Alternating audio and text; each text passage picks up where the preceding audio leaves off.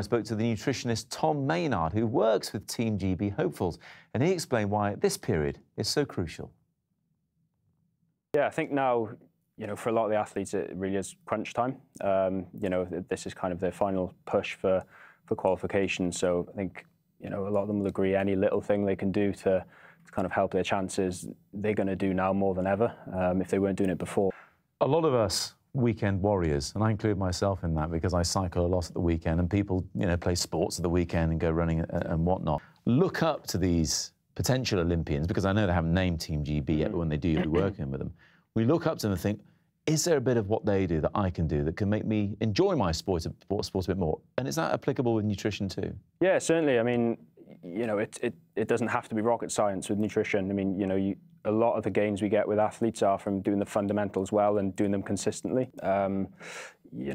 Getting the content of their meals right. So, focusing on having some good protein sources, plenty of kind of vegetables as well, and some kind of carbohydrates or fuel for their sessions.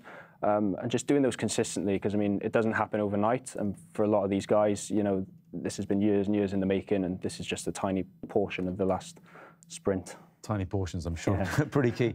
What about those other diets that we're bombarded with? Quite often you hear about limiting your carbohydrates, for example, or taking on more protein. Yeah. Are those advisable for us? I think for the average person, I think it would just be getting kind of, regular meals through the day. If applicable, getting some breakfast in, yes. And just kind of eating, good solid meals, really. Team GB hasn't been named yet. There's still all to play for, yeah. A lot of these athletes.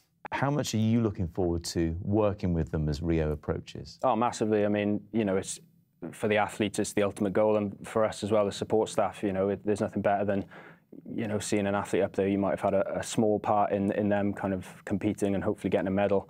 By no means is it all down to us. It is the athlete at the end of the day, but it is always nice to kind of see them hopefully on the top of the podium and singing the national anthem.